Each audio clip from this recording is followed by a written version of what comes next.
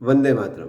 सभी पालकों को, सभी बच्चों को श्री कैम्ब्रिज की ओर से वंदे मातरम। तो हम पिछली बार इस विषय पर थे कि बच्चों की शिक्षा कैसी हो, और बच्चों के लिए सबसे जो पहली आवश्यकता है जब वो बच्चा शिक्षा लेने जाता है, जब बच्चा स्कूल जाता है, तो सबसे पहली चीज़ उसमें क्या बिल्डअप होना चाहिए, वो है कॉन्फिडेंस, आत्मविश्वास। आप देखिए, आप सर्वे कीजिए, आप खुद महसूस कीजिए, आप लोग बच्चों से मिलिए, अपने बच्चे से मिलिए और देखिए उस बच्चे में कॉन्फिडेंस कितना है। किसी कार्य को, किसी भी प्रोजेक्ट को, किसी भी वर्क को बच्चा जब करने लगता है तो क्या वो ये बोलता है कि मैं ये कर लूँगा, मैं ये कर सकता हूँ। तो ये अगर कॉन्फिडेंस बच्चे में है तो वो बच्चा कुछ भी कर सकता है। मतलब वो बच्चे की एजुकेशन राइट डायरेक्शन में चलेगी। अब आप देखिए, जो एजुकेशन के ऊपर हम लोग चर्चा कर रहे थे कि बच्चों को क्या पढ़ाया जाना चाहिए, कैसा पढ़ाया जाना चाहिए।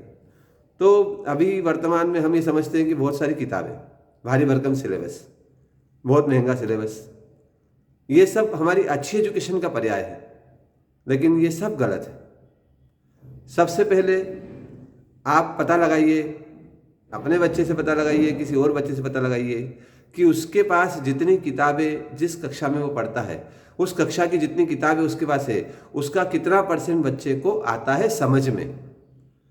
लेसन खत्म होने पर बच्चे को क्वेश्चन आंसर याद हो गए, इसका मतलब उसकी पढ़ाई नहीं हुई, वो सब रट्टाफिकेशन है। इस मैकेनिज्म से आपका बच्चा 12वीं कर लेगा और उसके बाद वो कुछ जीवन में जगह पाने के लिए थोड़ी सी कोशिश कर लेगा, पर बहुत अच्छी पोजीशन पर वो शायद न जा पाए, क्योंकि उसके बेसिक जो है वो क्लियर नहीं हुए। मतलब हमारे बच्चों को अगर बेसिक से एजुकेशन अच्छा मिल रहा है, न्यू से अगर एजुकेशन अच्छा मिल रहा है, तो वो बच्चा जिस फील्ड में उसका इंटरेस्ट है, उस फील्ड की एक्सट्रीम टॉप को वो टच कर सकता है। तो सबसे पहले हमको बच्चे में, जब बच्चा छोटा है और वो स्कूल जा रहा है, तो ज़्यादा रटवाने घुटवाने, बहुत ज़्यादा किताबों के बजाय उस बच्चे की थॉट प्रोसेस को डेवलप करना चाहिए। मतलब उस बच्चे के अंदर सोचने की शक्ति, उस बच्चे के अंदर तार्किक शक्ति का जन्म हो। वो बच्चा किसी विषय को, किसी टॉपिक को या किसी भी वस्तु को देखकर वो अपने विचार प्रकट कर सके, ऐसा माहौल बच्चे के पास होना चाहिए। ये बेसिक और बुनियादी चीज़ें हैं जिसके ऊपर बच्चा, जैसा आप चाहें, जिधर आप चाहें, जो फील्ड बच्चे को मिलेगा, उस फील्ड में बच्चा अपने 100% शो कर सकता है। एक छोटा सा उदाहरण आप देखिए। जब आप डॉक्टर के पास जाते हैं और आपकी बीमारी डॉक्टर को बताते हैं, डॉक्टर सुनता है, आपको एग्जामिन करता है, उसके बाद वो स्लिप पर कुछ 3-4 लाइनों में मेडिसिन प्रिस्क्रिप्शन लिखता है। वो इसमें सब में कहीं पर भी उस डॉक्टर को इंग्लिश आती है या नहीं, उस डॉक्टर को और कोई भाषा आती है या नहीं, कहीं पर भी हमारे इलाज में इसका कोई महत्व नहीं होता है। महत्व होता है तो सिर्फ इतना कि डॉक्टर में स्किल कितनी है, डॉक्टर का ट्रीटमेंट कितना अच्छा है, बस इसी से डॉक्टर का नेम एंड फेम होता है। वो कौन सी भाषा में दवाई लिखता है या वो कौन सी भाषा में आपसे बात करता है, इससे आपकी बीमारी का कोई लेना देना नहीं है।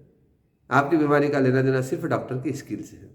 मतलब यहाँ कौन सी चीज़ सामने आ रही है कि भाषा जिसके पीछे हम ये समझ बैठते हैं कि हमारे बच्चे को इंग्लिश आती है तो बहुत इंटेलिजेंट है, वो सारे भ्रम दूर हो जाते हैं। ऐसे कई फील्ड है जहाँ पर आप पाएंगे कि भाषा नहीं, स्किल काम करती है।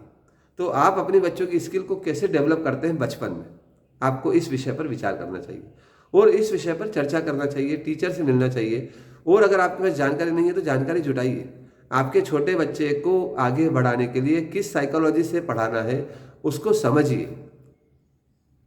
तो आप सही दिशा में सही वस्तु बच्चों को दे पाएंगे।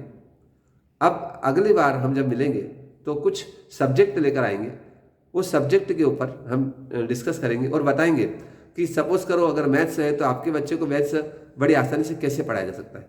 न किताबें चाहिए, भारी भरकम किताबें चाहिए, न बहुत बड़ा आडंबर चाहिए, सिर्फ हमारे आसपास की छोटी छोटी टेक्निक्स, हमारे आसपास के छोटे छोटे उदाहरणों से हम बच्चे को वो मैथ्स पढ़ा सकते हैं जिस मैथ्स को आप कैम्ब्रिज यूनिवर्सिटी लंदन के बच्चों में देख सकते हैं। तो हम मिलते हैं अगले एपिसोड में और आपको बताते हैं कि कैसे बहुत आसानी से बच्चे को बहुत अच्छा मैथ्स पढ़ाया जा सकता है। जब तक के लिए आप बच्चों पे ध्यान दीजिए और बच्चों से निवेदन है कि वो अपने अंदर कॉन्फिडेंस बिल्ड करे, अपने अंदर एक उत्साह का भाव भरे और जीवन में आगे बढ़ने की कोशिश करें।